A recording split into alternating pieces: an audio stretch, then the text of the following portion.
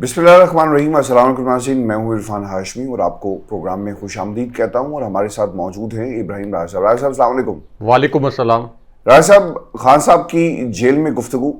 और उन्होंने पाकिस्तान की ताकतों को, इस्टेब्लिशमेंट को एक बड़ा वाज़ेह पैगाम दे दिया है। अगर इमरान खान ने मुज़ाकरात किए तो किसके लिए मुश्किल खड़ी हो जाएगी, ये भी दो टोक अल्फाज में इमरान खान ने आज वाज़ेह कर दिया है। खान साहब से जेल में गुफ्तगू हुई और वो क्या कहते हैं, क्योंकि बार बार उनसे ये सवाल किया जा रहा था कि खान साहब आप मुज़ाकरात करेंगे। इस पर इमरान खान ने जवाब दिया कि मैं पाकिस्तान के लिए मुज़ाकरात करना चाहता हूँ, अपनी ज़ात या हुकूमत के लिए मुज़ाकरात करना नहीं चाहता। पहले भी कहा कि अगर मेरे पीछे हटने से मुल्क को फ़ायदा होता है तो मुझे मुतमईन करें, मैं पीछे हट जाऊँगा। महमूद खान अचकज़ई अगर कोई ऑफ़र लेकर आएंगे तो फिर मुज़ाकरात करने का सोचेंगे। हमने मोहम्मद खान अचकज़ई को सियासी इत्तेहाद के साथ बात करने की इजाज़त दी। नून लीग से हम क्या मुज़ाकरात करें, मौसम की बात करें। अगर मुज़ाकरात किए तो उनकी हुकूमत चली जाएगी। दूसरी चीज़ राय साहब जो उन्होंने कही कि इस वक्त मुल्क क्राइसिस में है, हुकूमत ने अपने खर्चे कम नहीं किए, जो तकलीफ दे बात है। मौजूदा हुकूमत मुल्क में सरमायाकारी का माहौल नहीं बना सकी। मुल्क को सर्जरी और मैंडेट वाली हुकूमत की ज़रूरत है। पाकिस्तान ज़िंदगी मौत की जंग लड़ रहा है। मौजूदा बजट ने साबित किया कि मैंडेट बगैर हुकूमत रिफॉर्म्स नहीं कर सकती। प्रोफेशनल्स और कौम पर टैक्सों की बारिश कर दी गई। 1 जुलाई को आने वाले बिजली बिलों के बाद कौम के होश उड़ जाएंगे। लोगों को कुव्वत खरीद जिस्सा से ख़त्म की गई, अब आवाम सड़कों पर आएगी। हवाला हुंडी से पैसा मुल्क से बाहर भेजने को रोकने का तरीका मौजूद नहीं। केपी में लोड शेडिंग के मामले पर गंडापुर से किए गए वादे को तोड़ा गया। बिजली चोरी पुराना मसला है। हैदराबाद, सिंध, कोयटा में भी बिजली चोरी हुई। केपी के अवाम अली अमीन गंडापुर को बुरा भला कह रही है, वो कहाँ जाए। फिर खान साहब ने राय साहब एक और बात कही कि अली अमीन गंडापुर से जो मुलाकात के हवाले से सवाल हुआ और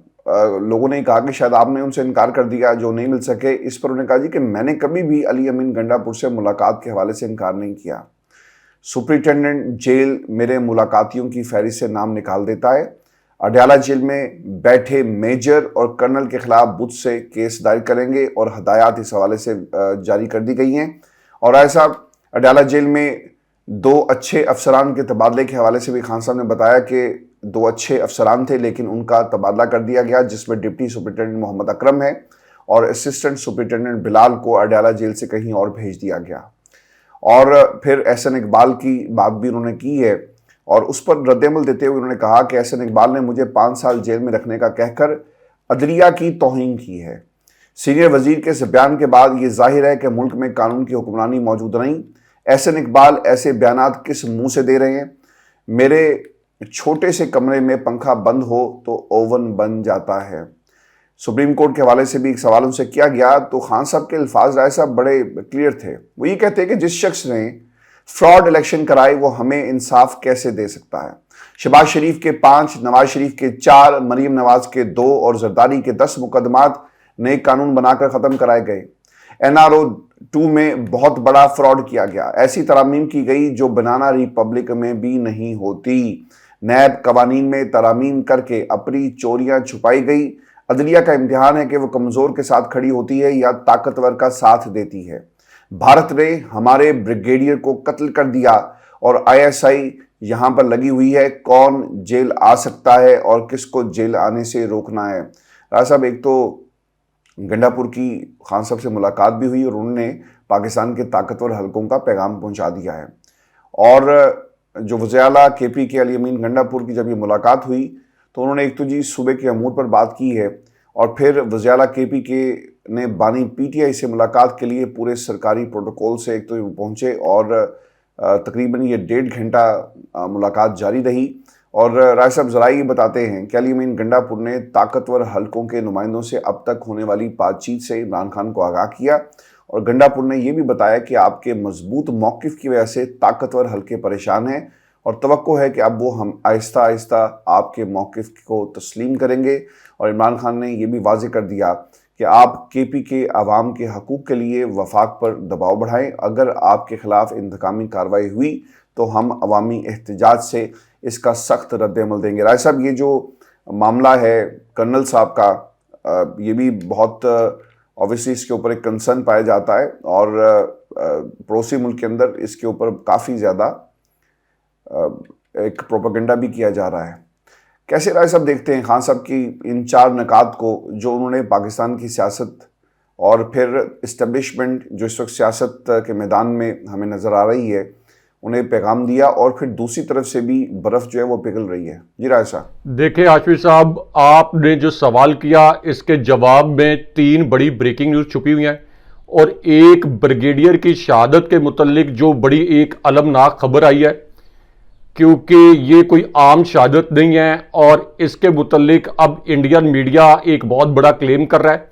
یہ خبر بھی اپنے ویورز کے سامنے رکھتے ہیں, کیونکہ ایک ریٹائرڈ بریگیڈیئر ہیں, بریگیڈیئر حمزہ, ان کو 48 گھنٹے پہلے پاکستان کے اندر شہید کیا گیا. یہ اپنی فیملی کے ساتھ ٹریول کر رہے تھے, ان کی اہلیہ بھی ان کے ساتھ تھی, ان کے بچے بھی ان کے ساتھ تھے.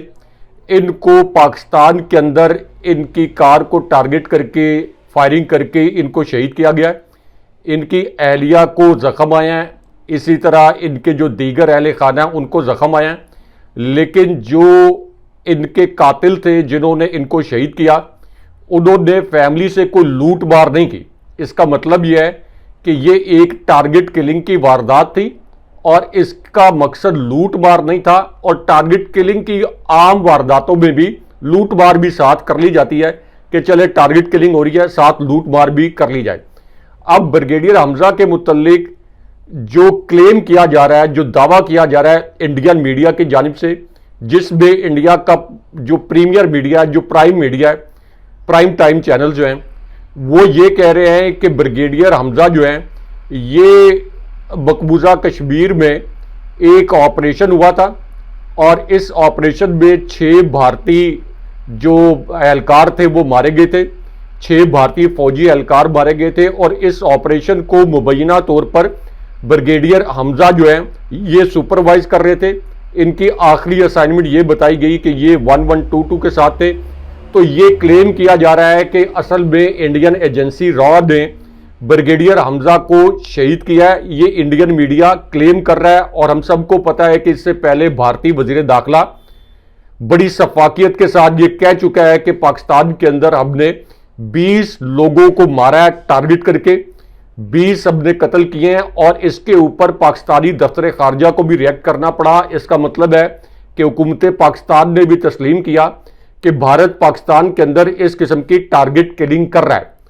اب ایک طرف بھارتی میڈیا کے کلیم, دوسری جانب کچھ کلیمز جو ہیں, اگرچہ اس پر ISPR کا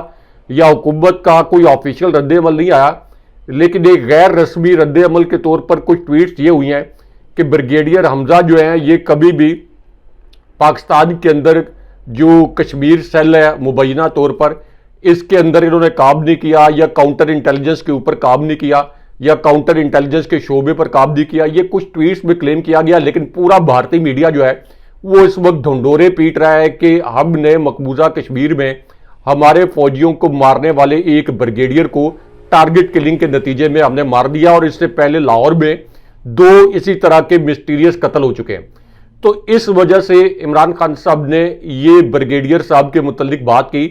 کہ انڈیا نے پاکستان کے اندر ایک بریگیڈیئر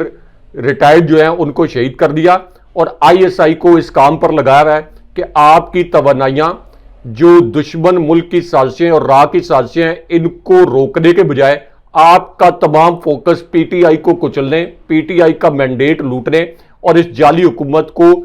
برقرار رکھنے اور عدالتوں سے عمران خان صاحب اور PTI کے خلاف فیصلے لینے کے لیے ISI کی ساری توانائیاں جو ہیں یہ مرکوز کی جا رہی ہیں. اور انڈین میڈیا یہ کہہ رہا ہے کہ مقبوضہ کشمیر میں کچھ سنجوان آپریشن جو ہے یہ مبینہ طور پر بریگیڈیئر حمزہ کی جو سربراہی ہے اس کے اندر ہوا تھا. اب ہاشمی صاحب عمران خان صاحب کے 3 اور جملے جنہیں پاکستانی میڈیا نے سنسر کر دیا, یہ تینوں جملے بھی اپنے ویورز کے سامنے رکھتے ہیں. ایک تو عمران خان صاحب نے army chief general Asif Munir کا ریفرنس دیتے ہوئے عمران خان صاحب نے کہا کہ مذاکرات ایسے نہیں ہوتے. محمود خان اچکزئی کو مذاکرات کی ذمہ داری تو دی, لیکن جب محمود خان اچکزئی کوئی پیشکش لے کے آئیں گے تو تب ہم مذاکرات کا سوچیں گے. نون لیگ سے کیا مذاکرات کریں, کیا نون لیگ سے موسم کے متعلق بات کریں. اور آبویسلی انہوں نے یہ بھی کہا کہ جس دن ہم نے مذاکرات کیے تو یہ نون لیگ کی جعلی حکومت چلی جائے گی، کیونکہ اسٹیبلشمنٹ تو اس وقت عمران خان صاحب سے مذاکرات چاہتی ہے، لیکن اسٹیبلشمنٹ یہ چاہتی ہے کہ ان کی کچھ شرائط پوری کر دی جائیں، جن میں ایک دو شرائط ہم نے پچھلے پروگرام میں بھی ڈسکس کی تھی کہ یہ شرائط بھی ہیں کہ اسٹیبلشمنٹ کی موجودہ شخصیات کے متعلق عمران خان صاحب جو ہیں کوئی کارروائی نہ کریں نجم سیٹھی صاحب کے بقول۔ اب اس پوری صورتحال میں عمران خان صاحب نے دوسرا جملہ یہ بولا کہ ملک اس وقت بدترین بحران کا شکار ہے، موجودہ حکومت ملک میں سرمایہ کاری کا ماحول نہیں بنا سکی، ملک کو سرجری اور مینڈیٹ والی حکومت کی ضرورت ہے جو ریفارمز کر کے ملک کو بچا سکے، کیونکہ پاکستان اس وقت زندگی اور موت کی جنگ لڑ رہا ہے۔ لیکن اس کے بعد عمران خان صاحب army chief general Asim Munir اور علی امین گنڈا پور کے متعلق ایک بڑا انکشاف ہوا، کیونکہ علی امین گنڈا پور اور ڈی جی آئی ایس آئی کے متعلق ایک طرف تو یہ انکشاف کیا گیا کہ D G I S I general Nadeem Anjum انہوں نے اور آرمی چیف نے علی امین گنڈا پور کو کوئی پیغام پہنچایا ایک سینئر صحافی کے مطابق، اور اس پیغام میں مبینہ طور پر علی امین گنڈا پور صاحب کو یہ کہا گیا کہ کے پی میں جو گریڈ سٹیشن سے بجلی بحال کی جاتی ہے، اگرچہ علی امین گنڈا پور صاحب کی حکومت جو کچھ کر رہی ہے یہ صوبے کا حق بنتا ہے، لیکن یہ پیغام پہنچایا گیا کہ صوبے میں گورنر راج لگ سکتا ہے یا پھر مارشل لا لگ سکتا ہے، اگرچہ اس کی کوئی پاسبلٹی نہیں ہے، کیونکہ ایسا کیا گیا تو کے پی میں ایسا سونامی آئے گا جو کہ اس وقت اس کٹ پتلی حکومت کو اور کٹ پتلی حکومت کے جو ہینڈلرز ہیں ان کو بہا کے لے جائے گا۔ اب اس پوری صورتحال میں عمران خان صاحب نے کہا کہ یہ پروپیگنڈا کیا جا رہا ہے کہ میں علی امین گنڈا پور سے ملاقات سے انکار کر رہا ہوں، حالانکہ یہ بات نہیں ہے۔ اصل بات یہ ہے کہ علی امین گنڈا پور جب میرے ساتھ ملاقات کے لیے آتے ہیں تو سپرنٹینڈنٹ جیل جو ہیں میرے ملاقاتیوں کی فہرست سے علی امین گنڈا پور کا نام نکال دیتے ہیں۔ اس کے بعد شیر افضل مروت کے متعلق بھی عمران خان صاحب نے اہم فیصلہ سنایا۔ شیر افضل مروت کے متعلق سوال کیا گیا عمران خان صاحب سے کہ کیا وہ پارٹی میں موجود ہیں، کیا ان کو کوئی ذمہ داری دی جائے گی۔ اس پر عمران خان صاحب نے کہا کہ شیر افضل مروت جو ہیں یہ تو اس وقت لندن کی ٹھنڈی ہوائیں لے رہا ہے، لیکن اس کے بعد عمران خان صاحب نے کہا کہ کے پی میں لوڈ شیڈنگ کے معاملے پر علی امین گنڈا پور کے ساتھ کیے گئے وعدے توڑے گئے۔ اس کے بعد عمران خان صاحب نے army chief general Asim Munir اور اپنے سیل کے متعلق بھی ایک انکشاف کیا۔ عمران خان صاحب نے کہا کہ میرے چھوٹے سے کمرے میں ایک چھوٹا سا پنکھا ہے، جب یہ پنکھا بند ہو تو میرا کمرہ اوون بن جاتا ہے، اور کے پی میں 22 گھنٹے لوڈ شیڈنگ ہو رہی ہے۔ خیبر پختونخوا کے عوام جو ہیں وہ اس وقت وفاق سے ناراض ہیں۔ اس کے بعد عمران خان صاحب نے احسن اقبال جو کہ اس وقت مکمل طور پر بوکھلائے ہوئے ہیں، جنہوں نے پاکستان اور چین کے تعلقات کو ڈاؤن گریڈ کرنے کے معاملے پر جو آرٹیکل چھپا تھا دا ڈپلومیٹ میں، اس کے اوپر بھی پی ٹی آئی کو مورد الزام ٹھہرایا تھا۔ اب ان کا ایک اور سٹیٹمنٹ سامنے آیا کہ عمران خان صاحب کو 5 سال جیل میں رکھا جائے گا۔ تو احسن اقبال کیا پاکستان کے چیف جسٹس ہیں؟ احسن اقبال کیا لاہور ہائی کورٹ کے چیف جسٹس ہیں؟ اس لیے عمران خان صاحب نے کہا کہ یہ تو عدلیہ کی توہین ہے، اس کا مطلب ہے کہ تمام فیصلے اسٹیبلشمنٹ اور یہ کٹ پتلی حکومت کر رہی ہے۔ اس کے بعد عمران خان صاحب نے ایک آفیسر کے متعلق بھی انکشاف کیا۔ عمران خان صاحب نے کہا کہ اڈیالہ جیل میں 2 اچھے آفیسر تھے، ان میں ایک ڈپٹی سپرنٹینڈنٹ محمد اکرم اور اسی طرح اسسٹنٹ سپرنٹینڈنٹ بلال،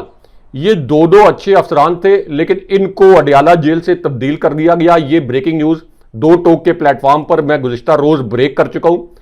لیکن عمران خان صاحب نے اس کی تصدیق کر دی۔ اس وقت ہمارے کچھ ویورز کہہ رہے تھے کہ یہ خبر درست نہیں ہے، لیکن عمران خان صاحب نے خود تصدیق کر دی کہ ان دونوں افسران کو تبدیل کیا گیا۔ لیکن اس کے بعد عمران خان صاحب نے اسٹیبلشمنٹ کو مخاطب کیا، یعنی army chief general Asim Munir, establishment اور شہباز شریف کو، اور عمران خان صاحب نے کہا کہ جس شخص نے فراڈ الیکشن کروائے وہ ہمیں کیسے انصاف دے سکتا ہے۔ شہباز شریف کے 5، نواز شریف کے 4، مریم نواز کے 2 اور زرداری کے 10 مقدمات نئے قانون بنا کر ختم کرائے گئے۔ NRO 2 میں بہت بڑا فراڈ پکڑا گیا ہے۔ ایسی ترامیم کی گئیں جو کہ بنانا ریپبلک میں بھی نہیں کی جاتی۔ اس کے بعد عمران خان صاحب نے کہا کہ بھارت نے ہمارے ایک بریگیڈیئر کو پاکستان میں شہید کر دیا، لیکن ISI کی ڈیوٹی اسٹیبلشمنٹ نے صرف یہ لگائی ہوئی ہے کہ عمران خان صاحب کے خلاف فیصلے کیسے لینے ہیں اور پی ٹی آئی کو کیسے کچلنا ہے؟ راجہ صاحب یہ جو پلان عمران خان کو جیل میں رکھنے کا بنایا گیا ہے، اس سے پہلے بھی آپ کو یاد ہوگا کہ احسن اقبال کی سٹیٹمنٹ سے پہلے بھی لوگ یہ کہتے رہے کہ اگر آپ پاکستان کی ترقی کی بات کریں گے تو عمران خان کو جیل میں ہی رکھنا ہے۔ احسن اقبال سے پہلے بھی نون لیگ یہ بات کر چکی ہے کہ ہمیں اپنے 5 سال پورے کرنے ہیں۔ راجہ صاحب احسن اقبال نے ایک اور بھی بات کہی تھی کہ مذاکرات نہیں ہو سکتے اور عمران خان کو انتظار کرنا ہوگا اگلے 5 سالوں کا، یعنی 2029 سے پہلے کسی قسم کے مذاکرات نہیں ہوں گے، اور اگر کوئی بات کرنا چاہتا ہے تو وہ وہیں پر رہے جہاں پر وہ اس وقت موجود ہے، یعنی خان صاحب کی طرف ان کا اشارہ تھا اور جیل کی طرف انہوں نے منہ کر کے یہ بات کہی۔ اور دوسری طرف کوششیں پچھلے 1 برس کے اندر بہت ساری ہوئی عمران خان کو جیل میں رکھنے کے حوالے سے، عمران خان کی سزاؤں پر عمل درآمد، عمران خان پر جھوٹے مقدمات نئے سے نئے بنائے گئے، عمران خان پر جو 4 مقدمات میں سزائیں دی گئی اب ان کا بھی آہستہ آہستہ ڈراپ سین ہو رہا ہے۔ لیکن کوشش ابھی بھی یہی ہے کہ عمران خان اگر جیل سے باہر آئے تو پھر ہمارے جیل میں جانے کا وقت ہو جائے گا۔ رائے صاحب انہوں نے جو اسٹریٹجی اپنائی ہے وہ بڑی خطرناک ہے، اور القادر ٹرسٹ کیس کے اندر سماعت آہستہ آہستہ آگے بڑھ رہی ہے، اور مکمل سماعت یعنی جو ہم نے سائفر کے اندر دیکھا یا دیگر کیسز کے اندر دیکھا، عدت میں نکاح کا کیس جو تھا، خان صاحب کے مقدمات کو رات دن چلایا گیا۔ جو عدت میں نکاح کا جو کیس ہے اس میں جب یہ بتایا گیا کہ جناب 12 گھنٹے 2 دن سماعت ہوئی اور رات تک سماعت ہوتی رہی اور پھر اس کے بعد فیصلہ آ گیا، اس کے اوپر جج صاحب بھی مسکرائے اور انہوں نے حیرانگی کا اظہار کیا۔ لیکن اب اسٹریٹجی یہ ہے کہ کیسز کو ان کی لائف ہے اس کے حساب سے چلایا جائے، اور اگر کیسز کو جلدی چلایا گیا تو یقیناً پھر وہی حال ہوگا جو دیگر مقدمات کا ہو رہا ہے۔ لیکن اس میں صاحب ایک اور بھی ایلیمنٹ ہے، اور وہ یہ ہے کہ عمران خان کو زیادہ سے زیادہ جیل کے اندر رکھنا ہے۔ اگر 50 القادر ٹرسٹ کیس کے اندر گواہ موجود ہیں تو پھر وہ سلو اینڈ اسٹڈی اس لیے بھی چل رہے ہیں کہ جتنا ڈیلے ہوگا اتنی دیر عمران خان جیل کے اندر رہیں گے، اور میرا خیال ہے کہ اسی طرح انہوں نے بجٹ بھی نکالنا ہے، انہوں نے باقی معاملات کو بھی دیکھنا ہے۔ اور جو سب سے حیران کن بات ہے رائے صاحب، جو میں پچھلے 48 گھنٹوں میں جو ڈیولپمنٹس ہوئی ہیں پاکستان کی ایک عدالت کی طرف سے، یہ بہت ہی اہم ہے، کیونکہ رائے صاحب اب لگ یہ رہا ہے کہ جہاں تک تعلق ہے مریم نواز کی حکومت کا، شاید اس کے گھر جانے کا وقت ہو گیا ہے۔ رائے صاحب لاہور ہائی کورٹ کے جسٹس انوار ہیں، اور ان کا یہ خیال تھا کہ chief justice Lahore high court Malik Shahzad صاحب کو ایلیویٹ کر دیں گے تو حالات آسان ہو جائیں گے۔ لیکن اب پنجاب کے اندر بھی ایک بڑی ڈیولپمنٹ ہوئی ہے، اور شہزاد ملک صاحب نے سپریم کورٹ جانے سے پہلے کیا کام کیا۔ ایک تو رائے صاحب جو فیصلہ انہوں نے دیا being chief justice Lahore high court, انہوں نے جاتے جاتے الیکشن ٹربیونل میں جو سماعت کے لیے کیس بھیجا تھا وہ جسٹس انوار حسین کے پاس، اب اس پہ انہوں نے ایک تحریری حکم نامہ بھی جاری کیا، اور یہ پاکستان تحریک انصاف کو ریلیف کا پہلا قدم ہے۔ الیکشن ٹربیونل نے لاہور کے صوبائی حلقوں PP 159, 165 اور 147 اور قومی اسمبلی کے حلقوں 126, 117 اور 128 کے تمام امیدواروں اور الیکشن کمیشن سے تمام ریکارڈ بشمول فارم 48, 46, 45 اور بیان حلفی طلب کر لیا ہے۔ NA 117 یہاں پر علیم خان فارم 47 پر جیتے تھے، علی اعجاز بھٹر PTI کے ہار گئے تھے اور فارم 47 پر وہ جیتے، ان کو فارم 45 کے مطابق علی اعجاز جو ہیں وہ جیتے۔ NA 126 سے یہاں سے ملک سیف الملوک کھوکھر اور فارم 47 پر انہیں جتوایا گیا، اور توقیر عباس کھوکھر دوسرے نمبر پر آئے۔ NA 128 سے سلمان اکرم راجہ جیتے، لیکن اون چودھری آپ کے سامنے ہے کہ ریزلٹس کیا آئے۔ پھر NA 118 سے الیکشن ٹربیونل نے حمزہ شہباز کو حلقے کے بھی فارم 45 طلب کر کیے، اور جسٹس انوار حسین نے سنی اتحاد کونسل کی عالیہ حمزہ کی درخواست پر سماعت کی ہے۔ الیکشن ٹربیونلز نے اوریجنل فارم 45، فارم 46 اور فارم 47 اور بیان حلفی بھی اب مانگ لیے ہیں۔ PP 159 اس حلقے سے مریم نواز شریف کو جتوایا گیا۔ PTI کے مہر شرافت علی نے یہ رزلٹ چیلنج کیا۔ اس حلقے کے بھی فارم 45 مانگے گئے ہیں۔ اگر فیصلہ مریم کے خلاف آیا تو مریم نواز نااہل ہو جائیں گی اور ان کی سیٹ جو ہے رائے صاحب چلی جائے گی۔ اب ان کے پاس اسٹریٹجی یہ ہے کہ جس طرح انہوں نے جسٹس جہانگیری کے خلاف ایک ریفرنس بھیجا، اور شاید اب ان کے خلاف بھی ریفرنس اسی طرح کا تیار کر کے الیکشن کمیشن کو کہا جائے کہ جناب ان کو بدلیں، کیونکہ یہ بھی بہت جلدی سے فیصلہ جو ہے وہ کر رہے ہیں۔ اس میں رائے صاحب ایک تو الیکشن کمیشن نے جو فارم 45 بنا کر اپنی ویب سائٹ پر اپلوڈ کر کے 4 گھنٹے بعد ہٹائے، وہ اتنے بیہودہ تھے کہ نواز شریف جو 80,000 کی لیڈ سے باہر جو ہار رہے تھے، اب 14 ووٹوں کو 240 اور 18 کو 808 بنا کر یاسمین راشد کو جتوایا گیا۔ اس پر الجزیرہ کی رائے صاحب رپورٹ بھی ہے، لیکن جو لاہور ہے، جو پنجاب ہے، وہ نواز شریف کے ہاتھ سے مجھے تو نکلتا ہوا نظر آ رہا ہے۔ رائے صاحب دیکھیں ہاشمی صاحب، ایک اور بریگیڈیئر کے متعلق بھی ایک بڑی المناک خبر آئی ہے اور ان کی ویڈیو بھی اس وقت وائرل ہے۔ اب یہ جو بریگیڈیئر ہیں، انہوں نے یہ انکشاف کیا ہے اور یہ الفاظ بولے کہ میں نے بطور فوجی میں نے اپنے محکمے کی اتنی خدمت کی، اس کے باوجود مجھے بھی 5 دن تک میرے محکمے نے اغوا کر کے رکھا۔ یعنی بریگیڈیئر صاحب کہہ رہے ہیں کہ میں نے فوج کی پوری زندگی خدمت کی، فوج نے مجھے 5 دن اغوا رکھا۔ اس کے بعد انہوں نے کہا کہ ہم حکومت میں تھے تو خواجہ آصف پرانے تعلقات نکالتے تھے، تکلیف یہ ہے کہ جس تھالی میں کھاتے ہیں اسی میں سوراخ کرتے ہیں۔ اور بریگیڈیئر ریٹائرڈ اسلم گھمن نے اب یہ انکشاف کیا ہے کہ ان کو بھی اسٹیبلشمنٹ نے 5 دن اغوا رکھا، اور اس سے پہلے میجر ریٹائرڈ طاہر صادق بھی یہ کہہ چکے ہیں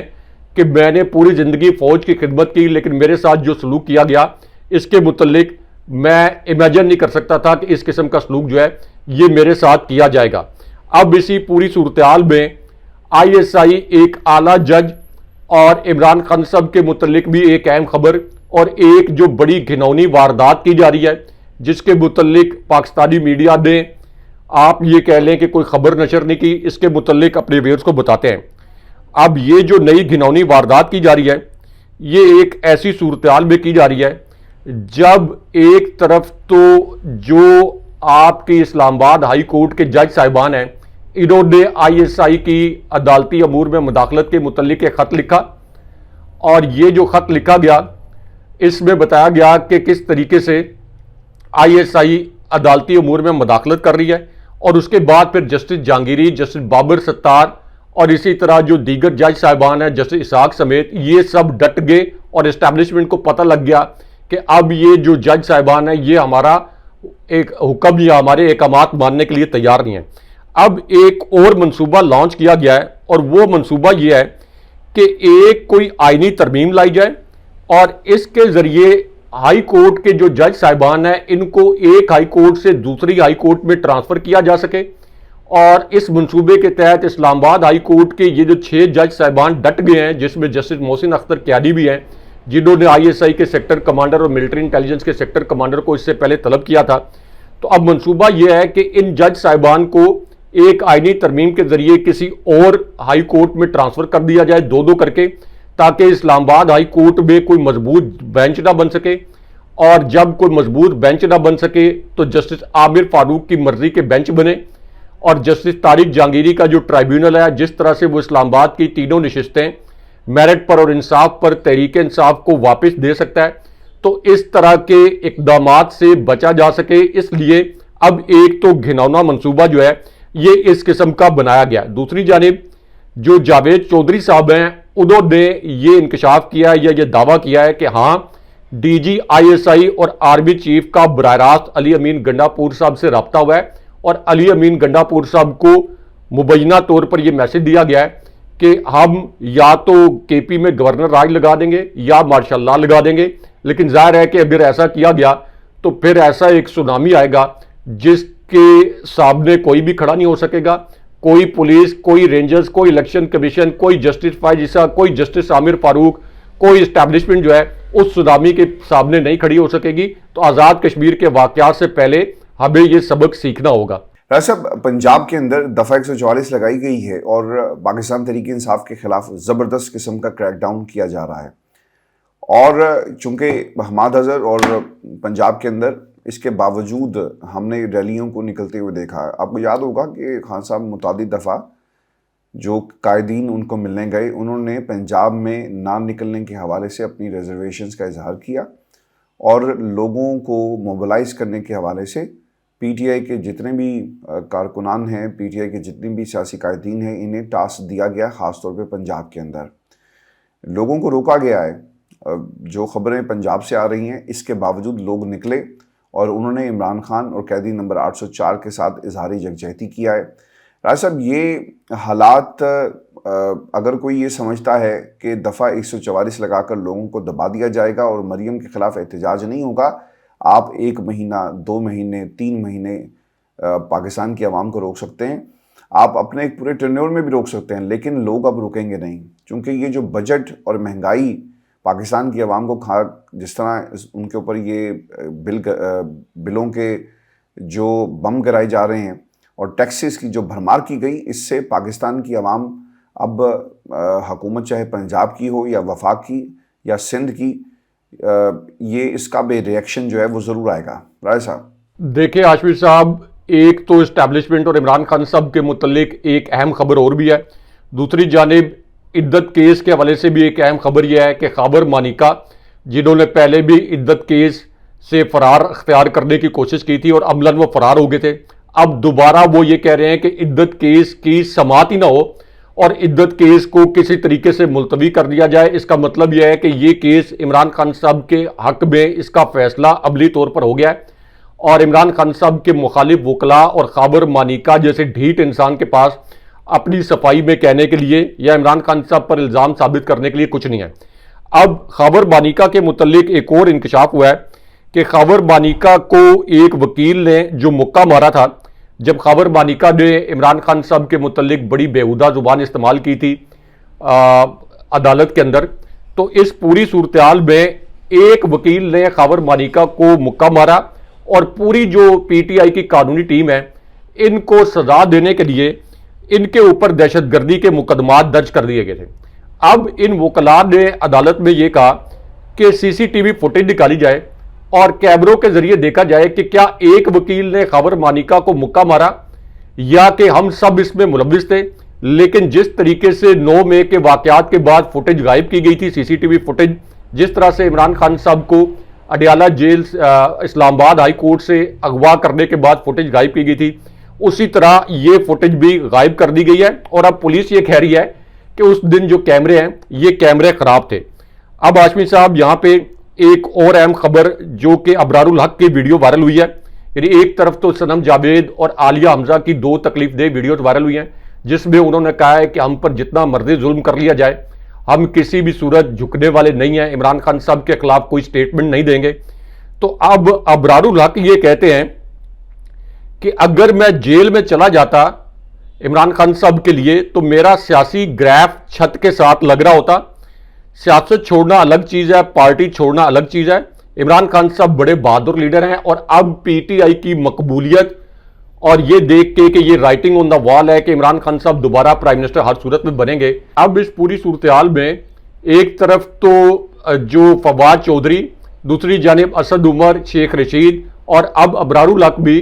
یہ اب خوش آمدوں کے ذریعے اور اسی طرح عمران اسماعیل بھی یہ کوشش کر رہے ہیں کہ کسی طریقے سے پی ٹی آئی میں واپس آ جائے، لیکن کسی بھی صورت ہر وہ شخص جو عمران خان صاحب کو مشکل وقت میں چھوڑ کے گیا ان کو پی ٹی آئی میں واپس لینے کی ضرورت نہیں ہے۔ یہ صفر ہو چکے ہیں عمران خان صاحب کے بغیر۔ عمران خان صاحب کے بغیر تو پرویز خٹک اپنی دونوں نشستیں ہار گئے، جہانگیر ترین نشان عبرت بن گئے، تو اس لیے عمران خان صاحب نے جس پر ہاتھ رکھا ہے وہی اب نیا پرویز خٹک بن گیا ہے۔ جو عمران خان صاحب سے بے وفائی کرے گا وہ زیرو ہو جائے گا، جو عمران خان صاحب کے ساتھ کھڑا رہے گا وہ سیاسی اور قومی ہیرو بنے گا۔ اس لیے ان جیسے کرداروں کو واپس اپنی پی ٹی آئی میں لینے کی کوئی ضرورت نہیں ہے۔